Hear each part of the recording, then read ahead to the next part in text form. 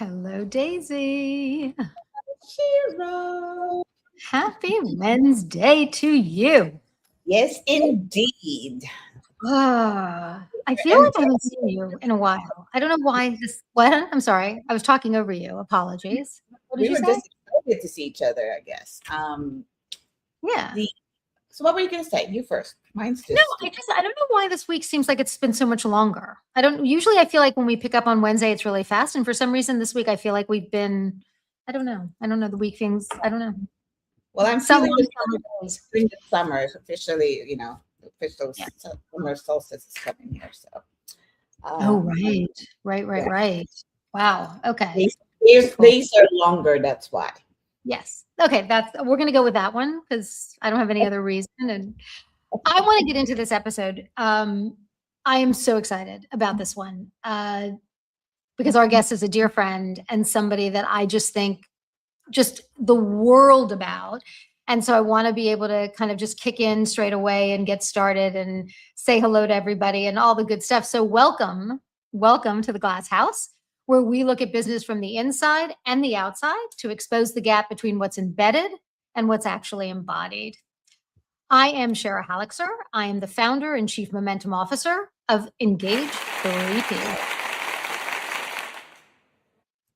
And I am Daisy Watkins, founder of DW Concepts and DumaPath.ai. I always have to say in business today, if AI doesn't see it today, you don't exist. If you are here today, thank you. I say this every single week. We know you have loads of options, whether you're live or watching us online. I do have to make one tiny, tiny little announcement. I don't know why I'm so excited about this because we've been doing this now for 21 episodes, but we are now live on, not live, but we are on Apple Podcasts. So check out your Apple Podcast because rate, review, they always say that, so I have to say that. I don't know why this is so exciting to me, but I feel like now I'm like a real person in this millennium. Anyway, so no matter where you're watching us, whether it's here or YouTube or on LinkedIn or on our website or on now Apple Podcasts, we really appreciate the fact that you're here and that you are taking your time. We do not take that lightly. We would love to make this more interactive and make it more of a conversation. So please give us your comments. We love to engage with you. So let us know what's going on and we will definitely respond as much as we can. So I just wanted to always get that out there. Here is something that happened within the last 6 days, 6 days ago, which is really kind of incredible. One of the largest professional service firms in the world, very quietly, pulled a report off its own website. The report was about the brilliance of AI, and it turned out the report was written by AI or with AI, and almost none of it held up. Out of 45 sources, I think 5 at most were real. It named real companies as proof, and those companies said it never happened.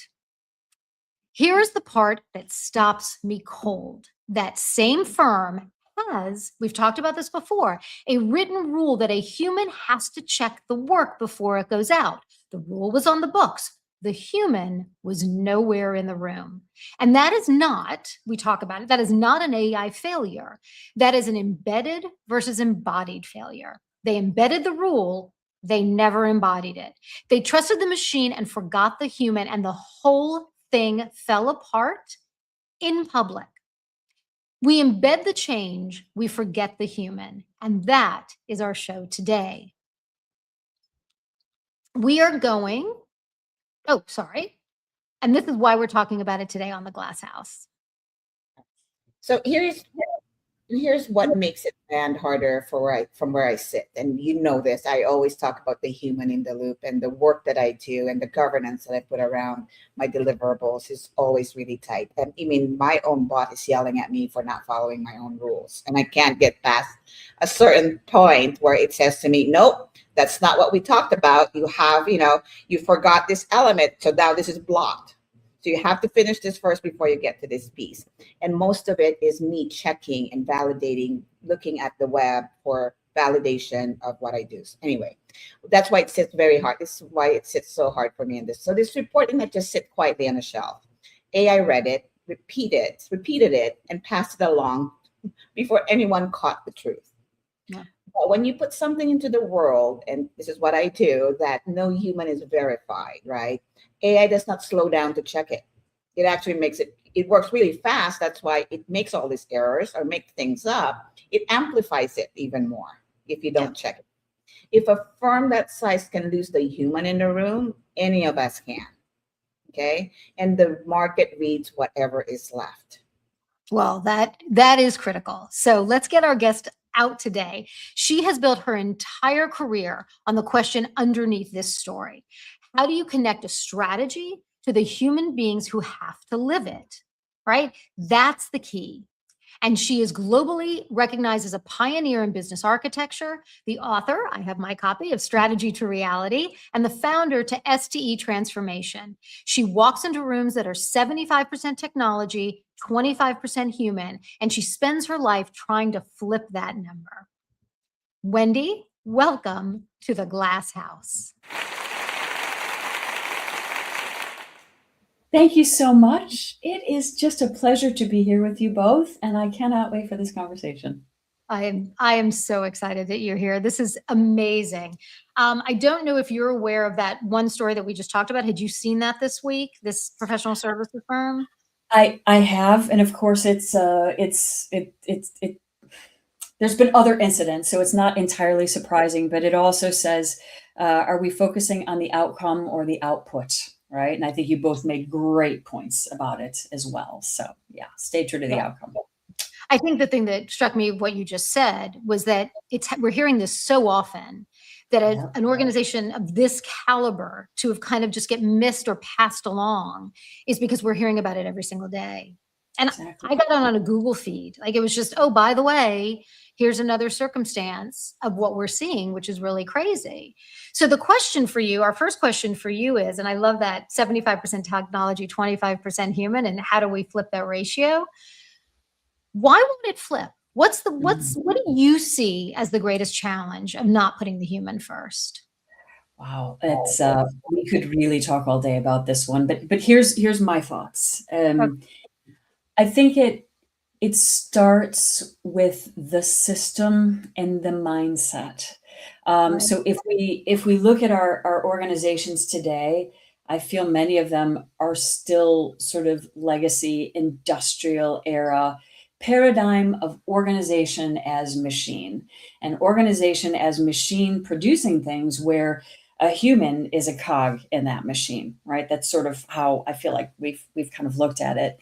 And if we look at an even broader context, let's talk about corporations, maybe, not other sectors, just for this point. But if we look at the broader purpose of a corporation, right? And if we focus on profit as being the purpose of that, and short-term gains and growth, then everything is driving us to that behavior. And this, human is in this broader system. So I think it starts there. And I think we need to shift to organization as a living organism and more, intentional focus on the people.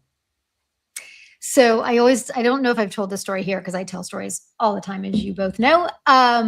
I worked for a tech company for a very long time, a wonderful tech company. And the big tech companies have these annual conferences where their customers come and, they learn about what's happening, what have you. And I was in the HCM world and I was giving a presentation. And I was trying to get people to come. So, when you go to these conferences and everyone has their things, their, what do you call them? The lanyard things, and the color on the lanyard tells you, is it a vendor? Or who is? So I'm looking for whatever it was, blue or whatever the customer was. And I would go up to them and say, I would love for you to come to our HCM thing about whatever it was. And they would just kind of whiz on by, right? Because we wanted to get, my colleague and I wanted to get it. And nobody would pay attention. So the next person that walked up, I walked up to them and I said, we were in New Orleans in the convention center. I walked up to someone and I said, excuse me, do you have people in your organization? And they go, what? And I said, do you have humans in your company? And they go, well, that's a stupid question. If you have a human, you need to come listen to me. Who doesn't have a human? Who doesn't? Did they come? I love that. It was fun. I don't remember what we talked about, of course, but it was fun, whatever it was. So, Yeah, I think it's amazing. I don't understand how an organization cannot say we need to think about our people first. Yes. Yes. First thought, not afterthought. That's right. Right. So when a human is missing from the room, how does that show up on the outside, really, in how the companies gets read, right? Does technology make a company look further along than it really is? Two very interesting questions. Well, there's two sets of humans here, right? Customers are the first ones. And then, of course, we have employees, partners, but let's just say employees. Customers, we all know, I mean, what it's like to have a disconnected experience, doesn't feel like people care, doesn't show up as one company, all of that doesn't deliver on the promise. But even dealing with the employees, right? We all know because how we show up comes from here. So if I'm an employee, I don't feel appreciated. That is going to show up on how I deal with calls and people. It just sort of screams that, right? We know that as humans. And, or people, of course, even with our electronic world, it could be in online forums. It could be in news articles like you just gave in the beginning of this. Talk about undermining trust, right? All these headlines. And, your point about does technology make a company look further along than it really is? I think that's a great point because I think the answer is probably yes, but that's a function of what we value. And just look at what we're saying now, we're AI powered. This tool is AI powered. We're using AI. That is more our judge of what's good versus we're human powered, or this is, how we're taking care of people. So it's what the message, it's what that market values maybe. Yeah. Sorry, Go it's ahead, Dave. interesting. When I first started in AI, one of the things, my tagline was human intelligence provided by DW Concepts, meaning that, I do use AI, but the intelligence comes from basically my brain and the strategies that come with it. So that's one of the things that I use is that it's powered by human intelligence. AI is just my tool. Exactly. So we talk about, you mentioned powered by AI. And so now I've been saying recently that, the notion that technology is going to be powered by AI is going to become equivalent to going to buy a new car and that no one asks, does it have a seatbelt? Right?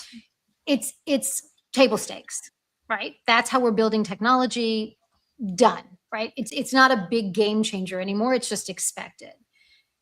However, from a strategic perspective, we're seeing all of these challenges, right? And so what's the point? When you're walking into the room to have that first conversation with the C-suite about designing strategy for whatever it is that they're going to execute, what is their first question to you, or what is their first thought about where they want to go? Is it ever human first? Is it ever about their people? Typically, no. And I love that you brought us back to this point because there's still, and I mean business leaders, there's still so much tech first reaction where it is, how are we going to leverage AI and what are other people doing? And that is not strategy, right? And I like that you said, and interesting enough, like leaders are not entirely comfortable with this because it comes back to the business strategy and what we're trying to achieve. Now, AI is, in my mind anyway, not just about like enabling things technology wise. AI gives us a whole bunch more strategic options, particularly if we think about, redesigning the system. There's an amazing book, Reshuffle, right? And he talks about like the Google map, which is technology, but that's not the interesting thing. The fact is that it spun off like ride sharing ecosystems. That's to me the board conversation. When I talk about business strategy, what can we use? But the executives the heads are so rarely in that space. And there's a lot of pressure. There's a lot of what to do. There's a lot of sort of lack of confidence that I see. So it's really, what is your business strategy? How can AI expand it and enable it? Which capabilities do we need to strengthen? And that's where we apply AI. So sort of a methodical approach. I had a conversation recently with a client of mine who's a senior IT leader within a very big organization. And he said to me that we were talking about doing some change embodiment work. And he said, I'm definitely going to need you. We're going to do some AI work. We're going to start to implement our AI this summer. And I said, great. Tell me about it. What is it that your leaders are looking for AI to do? And his response to me is, nobody knows. Right. They just Right. want it. They just want to Right. be able to say, we have AI. That's right. And even the, sort of best laid plans of let's find a bunch of use cases, we see that they're not necessarily moving the needle or focused, right? And I'm all about innovation and, learning, but again, taking it back to the strategy makes the focus and priority a lot more effective.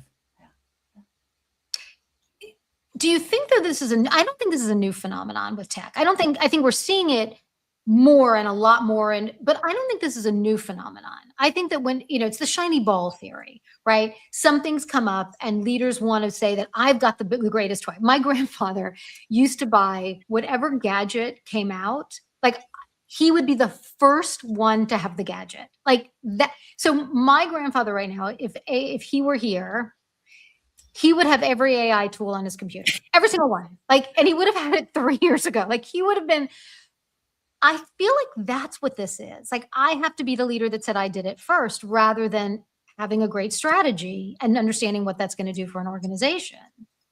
I couldn't agree with you more. I think it's the tech first reaction again. And part of it and part of why, why is it 25% people and 75% tech? Also because it's easy and because it's tangible and because we have the inertia of doing it this way versus doing the hard thinking of what could we become? What does this really mean strategically? And, even today, there's so many layoffs or there's this default assumption that, oh, of course, we're going to be, automating jobs. It doesn't have to be that. There are a whole lot of options strategically. So they're all on the table. I think it's working through them and doing what's best. And frankly, human first is a big differentiator these days, right?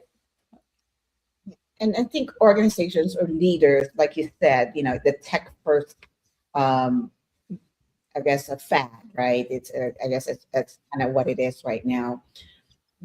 It's the lack of really understanding that they don't want to learn or they really not do the research of what it is. They just think that let me outsource this. They'll give me all the recommendations that they have. And then you have the vendors too that are very anxious to get that business because again, they want to be the first to land a particular company without also thought of how educated are they? Are they really making the right decision? So are those sort of things you're probably seeing that they jump both feet in first and then really, oh, what did I just do? I didn't really understand what I just did. Are you finding that, Whynde? Absolutely. And sorry to be so candid on all of these things, but yes, I do. And it's outsourcing thinking. It's a comfort and of being able to rely on those sources. But what happens is we get a vanilla strategy because that same strategy and those same ideas, because I see it across companies, they just pollinate and you don't have a truly differentiated approach to it, differentiated strategy. So, some of this, honestly, it's about AI and understanding, what its potential from a business perspective and strategic perspective. But there's also a little bit of we just need to build up our strategy formulation muscles as well. That hard thinking. I had kind of like butterflies when you said you made the Google analogy, the Google Maps analogy. To not think that there is the capability.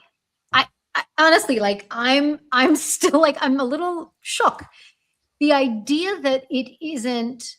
What else can we create? What else can we do? What can we achieve? What can we bring to the world? It's almost like they hit a wall, right? And is that, it's clearly why they bring you into the room, right? To understand and be able to open that mind.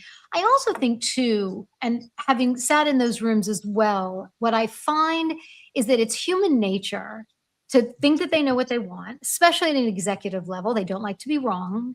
Yep.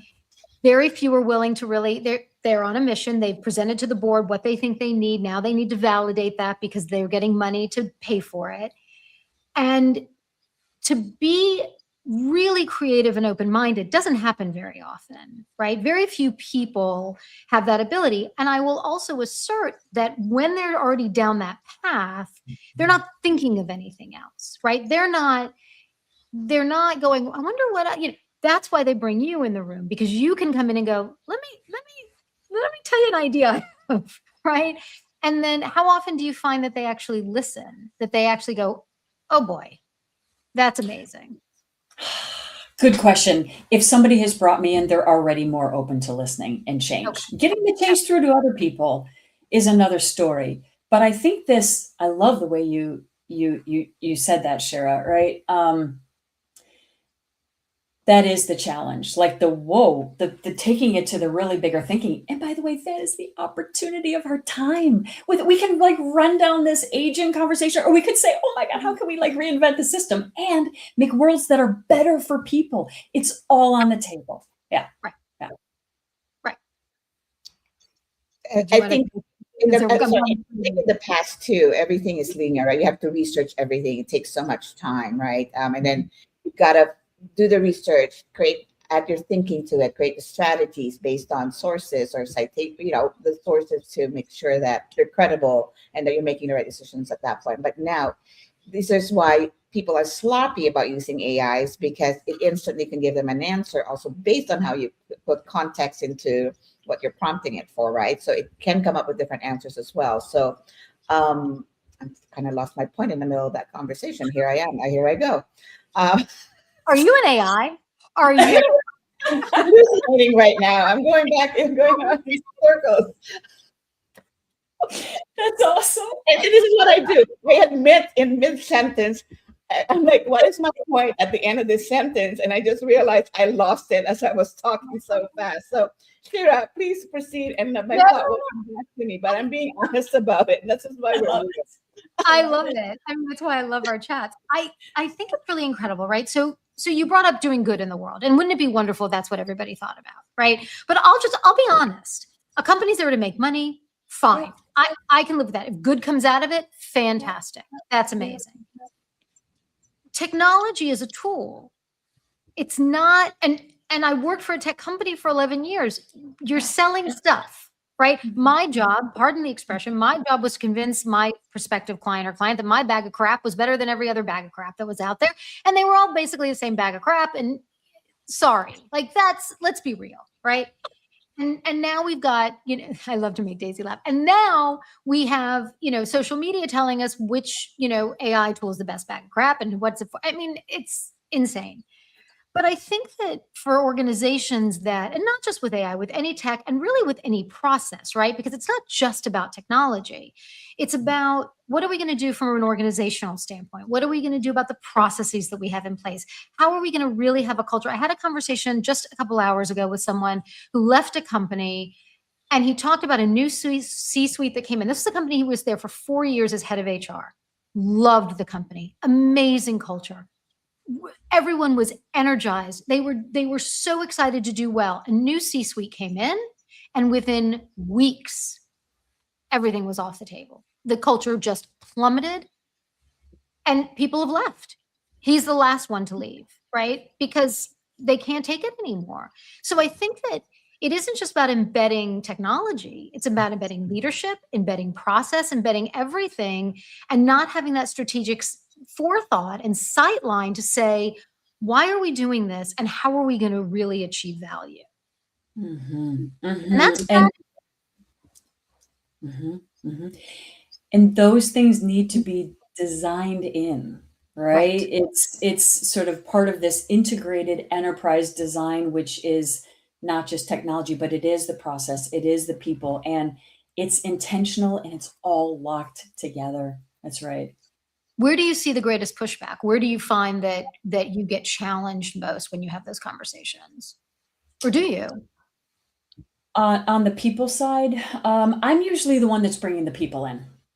Really? Honestly, Wow. yeah, because so if I focus from a business architecture perspective, that's sort of the building blocks, right? The scaffolding that brings together the people, the process, the technology. So that is sort of naturally part of what I do. And I'm always the one asking, okay, well, where's the org design team? Where's the human-centered design team? Why isn't org change management involved? Oh, we don't have that. Why aren't they involved up front? So part again, when people bring me, part of working different. Exactly. Exactly.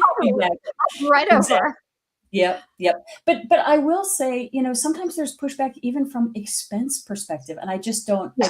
I just don't get this. I don't understand it because it's all woven together and it doesn't work with all of the pieces. So, if we think about idea to action, right, strategy to reality, the things I'm talking about, before we were saying like embed it in your purpose and strategy. Now I'm talking about when you are understanding and architecting the change, like it comes right there before you're ever thinking about funding initiatives. It's that upfront bit.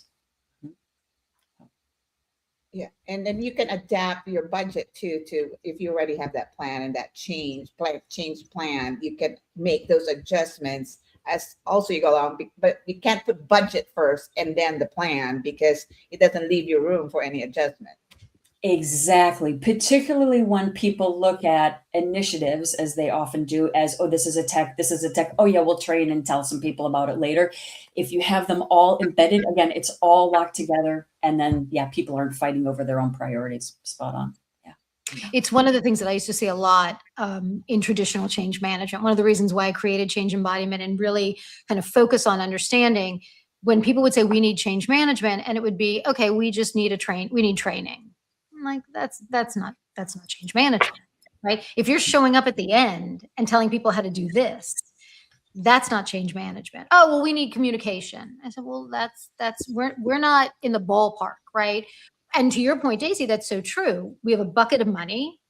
Where are we spending it? And where do we think we're going to get the most value? I will assert, selfishly, mind you, but I think my experience makes this true. If the people don't embody the change that's happening, if the people don't really buy into the strategy, I don't care what you embed, right? Because they're the ones who are going to have to execute it. They're the ones who are going to have to sell it. And I think that to me has been the greatest challenge that I've seen throughout my career, is trying to get people to really understand why these things are so important, why that strategy is going to be meaningful, from the CEO to the person that cleans the bathrooms, right? Every single human that's involved in the organization. And the cost about what the human has to do also has a cost to it, right? And whether they like the change or don't like the change, guess what? They're going to move. They're going to leave. So that will cost you money as well. So not to both of your points, every single part of it, like the organization, the human part of it, everything, the technology itself, everybody's using. It's a human operating under those things, and so that people forget that. They just think that it's a human, that there's no cost involved in that change. Such a good point. And by the way, we've all been on the receiving end of, here's your training, here's your communication. Wait, what? Like, that feels awful. This is my point about treating people like cogs in a machine. I think there's also a point that if we think about change management so far downstream, there's a whole bunch of change happening upstream, and we miss the opportunity to say, how is all this stuff hitting the human? And, what does that mean? Do we need to make different decisions? So there's an aggregation of the change as well. That's what I'm saying. Yeah. The first question is, are we ready for it? Are we capable of absorbing it? Are we ready for whatever's coming down the pike? And it doesn't mean that the minutia, just at an overall architecture level of the organization, can we take this on right now? We're getting some phenomenal comments in the chat that I just want to call out. They're a little bit long, so I'm not going to read them all, but everyone can see them. And Brianne loves Lisa Woodall's comment, which is change. We can't forget the human. So it's really what we're talking about here, right? I mean, it's again, it goes back to the same thing. There are humans in every company. The humans are impacted in whatever this strategy is and whatever this change is going to be and whatever this technology that's going to be embedded is going to be about. I think the fear sometimes, this has been my theory. I'd love for you to validate this. My theory is that leadership is always afraid to tell them what's coming, tell them about change, because they're too afraid that they're not going to accept it. And then they're going to fight the process. So they almost think, I'll just wait and I'll tell you when we're ready to tell you. Now, in fairness, sometimes that change, that technology, that reorg does affect people, right? We can't tell people, by the way, we're going to lay off a bunch of people. But that isn't always the case. And it always isn't always the reason in my mind not to tell people something's coming and get them to buy in and get excited rather than pushback, because we are all afraid of change. It's human nature. Mhm. I'd love to Wow. hear it. Yeah. Yeah. And that sort of fear, that fear of conflict, I think that's a really insightful point. I do go, yes, but I do go back again to you're only putting off the potential pain and issue until later. And like you said, why not involve people as part of it?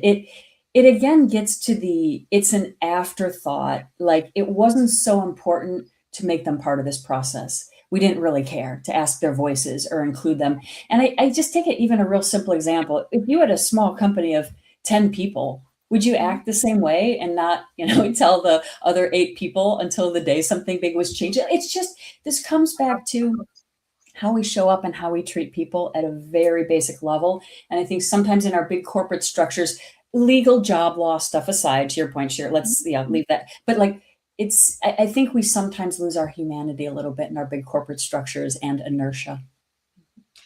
Are you at all seeing any pivot whether it's overall that you're seeing it's getting a little bit better? I mean, I want to have hope, I guess. I want to be hopeful that things are, or is it when you walk in the room and start telling them your point of view that they kind of buy in a little bit more, that you were able to break through a tiny bit?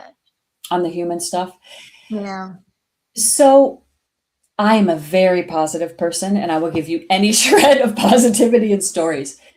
I see real shift. I'm going to give you the good news and the bad news. The good news is I see real shift around the world in business leaders and all sorts of different people to say strategy to execution is a muscle. We need to think enterprise when we're doing that. That's a big shift. Amazing.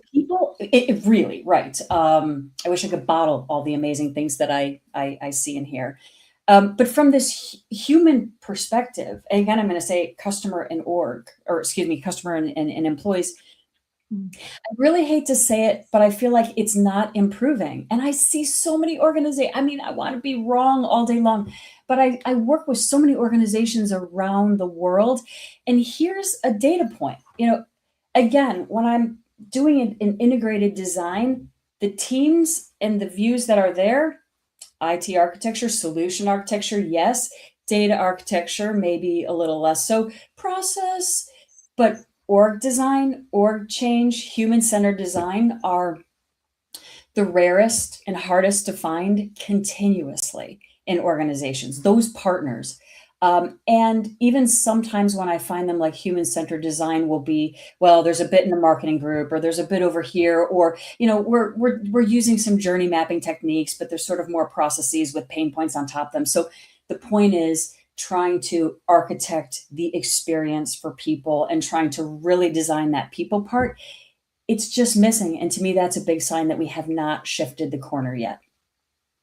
Please Has correct me. anyone, Oh, well. has anyone come back to you after the fact when you tried to lead them down the right path? They refused to listen. It didn't work the way they'd hoped. Did they ever acknowledge you were right? We need to go back, or have you ever had the mea culpa of we wish we'd listened to you back in the beginning? Yes, more so on strategy execution things. But where I do see them move, they'll say, oh, we actually are starting a human center, we're starting a design team over here, or we're, tooling some people in org design, or so people will make a little bit of movement there. Sometimes big movement. Yeah. You can at least point out that it's missing. Yeah. Yeah. Small. Yeah. Yeah. It's interesting. In my world right now that I live in, we talk about the human needs to be involved. It should evolve around that. And in the same way, even though I use AI and my job is to get people to be seen by AI, but the way AI wants to see you is being human. Interesting, right? So the stories that you need to tell and how AI will pull you or understand you or recommend you needs to relate to the human and how the way they ask the question and the way you write your content to bring back to the human. AI knows when you've written something in AI. Okay. So the storytelling that you weave into what AI does for you, right? It's your story, but AI helps amplify that story. But it knows when it's purely hypothetical, just like our story we're talking about. They wrote this thing, they said they double checked it, triple checked it, but still it didn't happen, right? So the real human story is embedded in what I do, in how I deliver their messaging to AI, really. And not just AI, because the human is the one asking the question. So now things have shifted as well. Before, when we ask the machine, we type things, or the prompting that we do is more, I guess, structured when we're typing, and you get kind of writer's block when you're typing.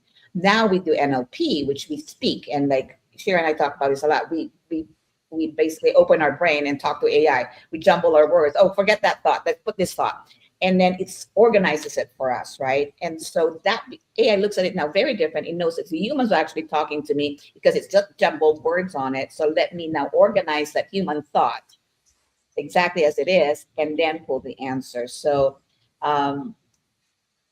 and we know this too because the tech companies want us to feed it with human. They're teaching their robots to have nuances about caring and what do you call it? What's the other word that I use here all the time is empathy.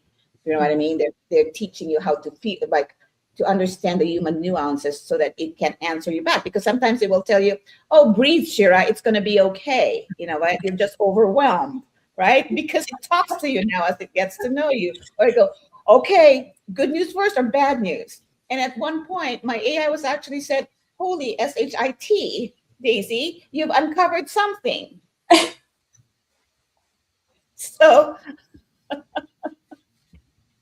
Oh so my the God. human part of it is still evolved. And to my point to that is marketing, right? Marketing, we talk to the humans. There's the intent of the buyer. I have to answer that question, making sure you show up for that particular buyer, right? And back in the day, the psychology of that is really critical on how you put your ads out, the commercials that you see. It's emotion because humans decide with emotion first, logic second to make a purchase, right? But because AI is here, people forget that part. But AI also with the companies are saying, no, we haven't forgotten the human part. So keep doing human. It's just us. It's how we interpret the tool is basically my point. So it doesn't matter. That's why the human in the loop is very critical in us understanding that human is, the AI is just a tool. It's not how we operate. It's not the end of the world. True. You just sort of inspired the thought. I was at an event last week, and a number of people all of a sudden started saying, and they were pointing to it in another news article, an example, but remember when the outsourcing backlash sort of happened, and it was like, okay, I don't need to explain that. And people are saying like that same backlash, like, I don't want to talk to an AI, I want to talk to a person. Anyway, Daisy, you're just somehow reminding me of that and how these things can play out. We talked last week, our outside story, which actually we should probably get to it, Daisy. I'll let you take it this week. Our outside story last week was about Klarna. It's the thing where you can, when you're buying something online and you can do payments or whatever. So they, number of years ago, I think 3 or 4 years ago, in the beginning of AI, said, we're going to do this. We're all in. We're going to fire all of our customer support people, or a huge number of our customer support people, and we're going to go AI. And it was a colossal failure. Yeah. Because there was no empathy. There was no, it was, again, it was all process driven. So, although I will say this, I just had I had a WhatsApp chat with my insurance company, and it says, this is your AI agent. And I asked a question. It was, I'm going to give them props. It was great. Got me everything I needed. Gave me the links that I needed to, gave me I'm all good to go. I'm happy. So it's not all awful. There's good stuff happening. Yeah. And there's a time and place for it, right? Maybe that's a good way to think about it. Yeah. Right. So so every week, Whynde, is we bring in a story from outside the room, because the glass house is not just about our experience. It's about what's happening out there in the world, really. To people watching right now, this week, the story is about Duolingo. I don't know if you guys know that company. They are the ones that do the translations, right? So in April of 2025, the CEO of Duolingo sent a memo declaring the company AI first. Part of the plan was grading employees on how much they used AI. The reaction was obviously instant, inside and out. And when we say inside and out, meaning that not just internally of what they're talking about, it's also what they're posting out there, right? So employees started asking whether he just wanted them to use AI for the sake of using AI.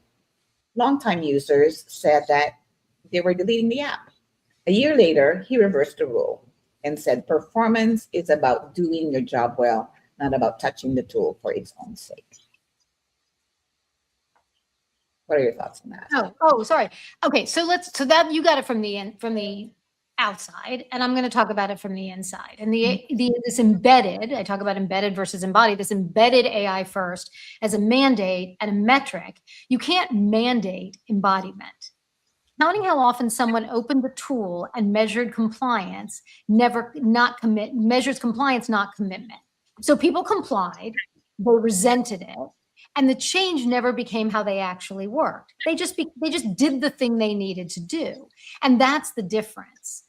You know, you can adopt something because you're using it, but if you're not embodying it, it's not how I'm working.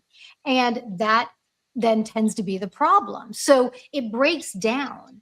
And I talk about this in, as motivation, intention, and attention, right? I talk about MIA, the idea that we need to understand, what motivates them to do it?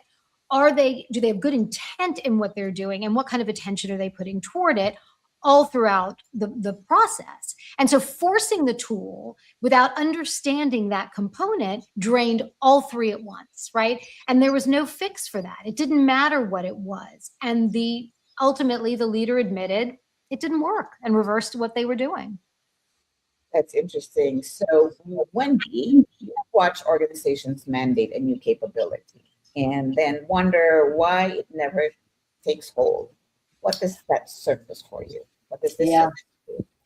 This to me is the classic technology first play, right? And even we need to do AI. You need to do AI for this. So to me, it's back to missing the business objective. What are we trying to move the needle on? What are we trying to achieve? What is the real business capability or set of capabilities behind that, which may or may not benefit from AI? And so it's sort of this going backwards from the tech instead of driving with the business outcome and objective. I think that's fair. Go ahead, Daisy. Sorry. So here's the recap. So Duolingo embedded a rule and called it transformation. What they never built was a reason for anyone to embody it. That is the gap we closed with this story. Yeah, I think it's so interesting. You said something earlier, Whynde, and in fairness, full transparency, we always talk about being authentic. We talked about this in our prep before. One of the things about you that I think almost everyone who knows you knows this, but I will share, is that you are a super athlete. You are is it called super marathon? Ultra Yeah. marathon. Which for those of you who don't know means that you run 100 miles. Let me just 4 hours, nonstop. You can't stop for sure. You don't want to stop. And so after I told Daisy about this when I introduced you and after she picked her chin off the floor, which is what I did the first time you told me about this. We kind of looped the conversation to, how does your body do this? And you said, do you remember what you said? Well, two things. I think one is that it's what your idea of normal is, but right. Second, it's about a longer picture. And I sort of joke that it's better, even though you go for a long time, like it's better to go at a consistent pace because that's faster than like running really fast and burning out. So it is really the tortoise and the hare here. Like it's slowing down to actually speed up and win the race, which, yeah, exactly. Yeah. Because my question to you was like, what is the pace at which, I watched, when I would go see the New York City Marathon, they used to run in front of my old apartment. And I remember seeing the first runners, those super, well, first there would be the like Paralympics, like all of the physically challenged, that do the first run. And that I felt like such a slug after seeing them come past my house. I was like, okay, get up, get out of your pajamas, go do like and then the super athletes come, the winners, right? The guys that run it in what, 2 hours or something like two, Yeah. like Yeah. insane. Yep. Yep. And then there's the rest of the planet. And I was at about my apartment was uptown. So I was like mile 22, 23. And I remember one person in the afternoon coming down Fifth Avenue and I lived on a small park, and he saw the park and he got so excited because he thought he was exactly. And I went, oh no, you still have like 4 more miles to go. Like this is done. And like but they were going at it. So the thing that got me about what you do is what you said was this idea of getting your body ready, right? There are all those apps like Couch to 5K and blah, blah, blah. Well, you don't go Couch to 100 miles, right? Mhm. And so you said it took what, 5 to 10 years? To you like get real, as people say, like to get really used to that ultra, and for things like, okay, a marathon, you kind of don't feel it. Yeah. I mean, Right. I was doing well in my 20s, doing the 10Ks every year when I lived in Vancouver. Like, okay, it's every year 10K, go run. Well, my knees are shut now, so I can't even like walk properly. I'm not kidding. I just can't run as much as I used to. But I give you so much credit. Like, you get your knees to hold up with all that pavement running that you do. I mean, and by the way, is it all pavement? Like, is it a particular course or it changes? Like trails and trails and pavement as well. Yeah. Are there uphills as well and stuff? Oh yeah. Especially where I live. Yes. But again, there's so many metaphors in this. Like people do always say like, oh, how are your knees? I'm like, great, because I'm always using them. Right. So there's a key not to overuse, but the point is with resistance, we get stronger, and it's continuing step by step. And, as we bring it back to things like transformation or this conversation, it may seem like you didn't have the time or the money to think about those people up front. But if you think about it up front, you're going to get to where you want to go faster and better. Just like the ultra marathoning. It's like, I may not be the fastest one, but I'm steady. And, I even place in races sometimes because of that. So it's just being steady, right? And doing the right thing. I want to call out some of the comments that we're getting, because they really are pretty incredible, and not pretty, they're really incredible. Andrew said, this is the perfect, right? Unless new training becomes culture, it is expensive curiosity. I call it expensive theater, right? I say that we can't just expect people, again, the analogy of forget the ultra marathon, running a marathon, running anything, right? There's such an analogy between physical strength and what we build in our bodies and what we're capable of doing in our business. It's all muscle, right? It's all about learning and trying and pushing a little bit harder to then see the result. So putting people first, flipping that dial from 75-25 the other way around, it's going to hurt a little bit. It's going to be difficult. It's going to be a challenge to think differently and try some different things. It doesn't mean we have to do a 180 immediately, but let's go from this to this, right? Like, let's just do a tiny pivot to go 70-30, right? It'll take 70-30 to start, to think a little bit more about what's going on. Yeah. Intent goes a long way. And I like that, actually, just a little bit better. Even Brienne, a fellow runner, talking there, like, you just keep going, keep progress. Intentional is one of the keywords. Intentional and human keywords. Yep. Yeah. I think it's amazing. I really love that we're having these conversations. I think that I reached out to you about a month ago now, 3 weeks ago, 4 weeks ago, whatever, and you were on this amazing podcast. Do you want to? With Lisa, who I see is making amazing comments here. I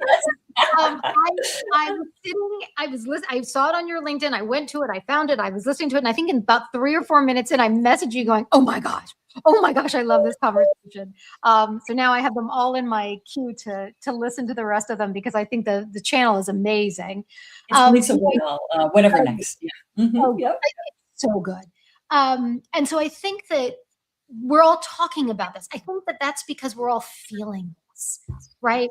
Big tech is scaring the bejesus out of everybody. Everybody thinks their job's going to be gone. Everybody thinks that they're going to be, I don't know what they think this is going to achieve. And so we're all going, wait a second. You know, I love there was a woman that I follow on social media who's I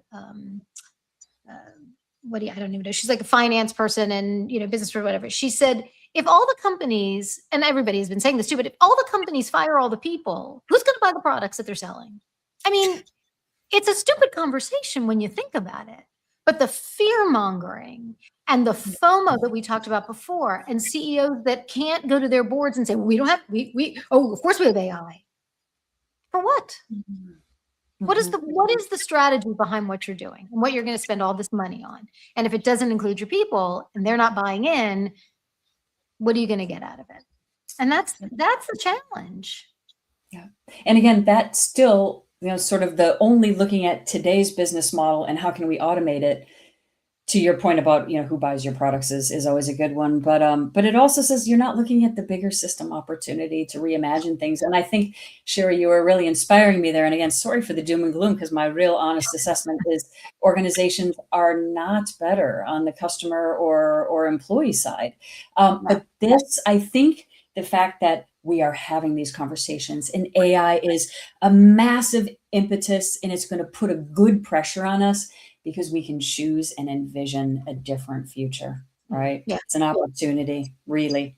Yeah. I think we can always find the negative in everything, right? We can talk about how, you know, social media is so awful and it's so terrible. And yes, there are bad things in everything, right? Everything can have a bad side. Almost everything can have a good side. I think that, you know, having these conversations and being able to do them and leveraging the tools to be able to get the word out, I think is great. So I don't know. I think that's good stuff. Daisy, were you going to say something? I'm sorry. Now, I wanted to learn a little bit more about Whynde's book. Yeah. So please tell me about it. I'm very excited for our listeners or viewers, I guess, to also listen or hear about it. So strategy to reality. So big passion of mine, big ideas into action. But what does that sort of end-to-end muscle look like?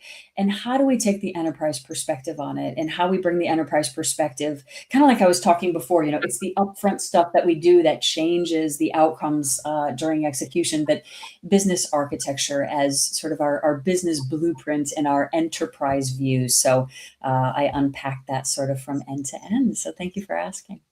It's a great book. I have a crazy.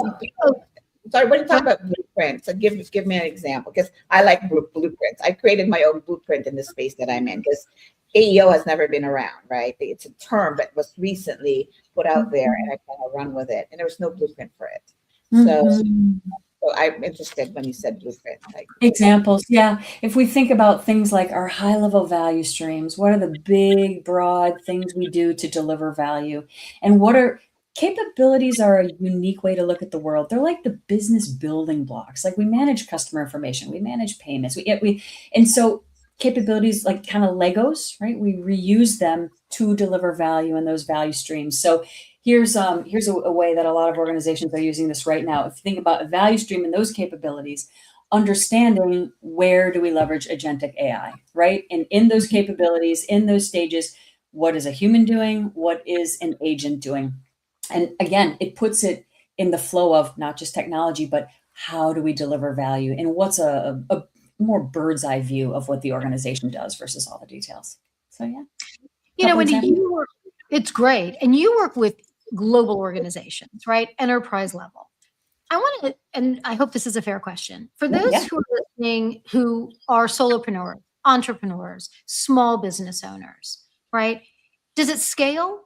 Do they want to be thinking about the same things in terms of strategy, the way that you approach a huge organization? That's a brilliant question. And I've worked with startups and nonprofits and everything in between. It does scale. The ideas are still there. And like the most important kernels, like the idea that I have clarity and strategy and my capabilities are the things I need to be good at. And how am I investing in those across people, process, technology? And am I investing in the right things? Or can I describe my business model to an investor? So it does scale. And just even kind of that golden thread that I just mentioned there is valuable for any organization to focus. It just puts a little bit more structure around it and allows us to grow in a more organized way and head off some of the challenges that the big organizations have that I help them to improve. Yeah. I love what you said about, am I good at this? Right? Not just do I like it, but is That's this right. really something, being honest to say, is this something I'm really good at? I realized 2 nights ago, I'm not good at converting files from one thing to I'm not good at that. I'm not. I Yep. spent 3 hours, got nowhere. And then I remembered someone who is, and I sent him a message and I'm like, Brandon, I need you. And you know what he did the next day? On a 30-second phone call, changed my world. Awesome. Now, I love it. in fairness, I will share this with, because we are always authentic and vulnerable. I went to my AI and I said, I need to do this and I need to, and it had me running down a rabbit hole for 2.5 hours, doing this and doing this and doing this and doing this, and didn't come up with what Brandon told me, who's an expert in audio and file things, that he, and in fact, so going back to, we're now on Apple Podcasts, so I had to load all of our episodes into Apple Podcasts, so it had to be in these specific formats, and I don't know about these things, and so I had to try to convert them. And so the AI is telling me what to do, and none of it worked, and it was going crazy, and I did 2.5 hours. And then he said to me, Shara, you know, you could ask the Google if there's a way to convert it, and I go, oh, and I did. That's And awesome. and then you can ask the Google. It does. Now, I'm so happy that I could do this now, that I didn't realize, A, what a moron I was that I didn't ask the Google, but also, but it's not, I'm not good at this. This is not what I'm good at, right? Yes. Don't But you know you need it, and you can outsource it to somebody else. And you can put those same pieces together to deliver new. When you have capabilities, you can reuse them and innovate and deliver new stuff. That's another angle.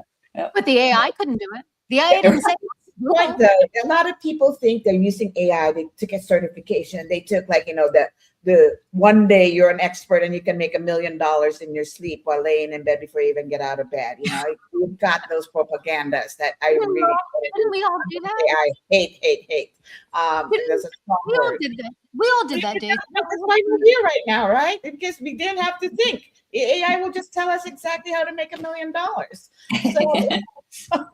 So I mean, the point is, Shira, is that I lost my point now. Is that you have to understand that even though AI can kind of tell you what to do, you have to admit you can't do everything. People in my space go, oh, I heard that Reddit can do that. I can just put stuff like that and I'll be seen by AI. And I'm going, well, yeah, you can be seen one time, but consistency, like you said, Whynde, consistency matters. It's not a set it and done in the world that we live in. Yeah, it's amazing. Well, we love at the end of every episode to kind of give some advice, more advice, right? We love to give lots of advice. Always, we love to do that, but we like to give action items, something that somebody can take away for the week. We do this every week, and then I post them on Friday on our LinkedIn so that, you know, we can help people do something creative. And here's mine. Think about the last change, significant change that your company rolled out. Tech, process, reorg, whatever it is. And start with the role that you own in it, and then make 2 lists. First, what was embedded? What was the actual change that happened? What got announced, installed, trained, and documented? And then try to understand what was actually embodied by you, by the company, what really changed in how the people work day to day. When you understand the distance of that, you'll start to see the difference between what gets embedded and what gets embodied, and where that's getting stalled. And maybe we can look to putting some attention to that so that it doesn't happen the next time. That's good. I'd love to know what people find. So share with us, please. That's interesting, Shira. So for me, okay, we're almost out of time. So mine is open an AI assistant and ask what it is like to work at your company. Mm-hmm. Right? Because you have your own opinion, you've got internal opinions, right? The answer is not built from your career pages. I know that for sure. It is built from what your people say out loud. The distance between that answer and your people first promise is your embedded versus your embodied gap. And your own people already made it public. So leaders, please pay attention to what your people are saying, not just internally, but outside. Matters. Do you have one for us? I don't want to put you on the spot, but do you maybe have one? Okay, Those good. are so good. Those are so good. I would say this week, go through your list of your top initiatives and ask yourself, who's benefiting from this? Whose life is getting easier from this? And that takes a holistic look, because it might be getting easier for one group and you're just shifting it to somewhere else. So that could be something to explore. And thirdly, what are we missing from the human perspective? Maybe around design or change or communication, like what's missing? Those would be my 3 questions for initiatives. I love that. Well, that is the perfect opportunity to get people to reach out to you directly, Whynde. I want to make sure they know how to find you. LinkedIn, we talked about, is a great way to find you. And you just published, we didn't get a chance to talk about it, an amazing white paper with a partner of yours called Cohesion by Design. I have started reading it. I've got it downloaded up on the screen, and I will keep reading it this week. It's really interesting. So I encourage everybody to find that. And also, of course, to buy your book, because it is fabulous. And if you're lucky, you can have a signed copy. And I cannot thank you enough for spending this time with us. We, like you said, we could talk about this for about 3 days, or when you're running the next 100 miles, we could just. That's right. That's awesome. Awesome. We could do an ultra episode. That's what we'll call it. An ultra episode. I There we love that. go. Awesome. Not for 24 hours, but yeah. So That's right. A marathon. A marathon, right. Thank you so much for doing that. I want to also say, if you want to reach out to us, obviously, if you're here with us live on LinkedIn, you got to us on LinkedIn, but we're on all the things. Oh, we have to add our Apple Podcast to this list. I'm so excited.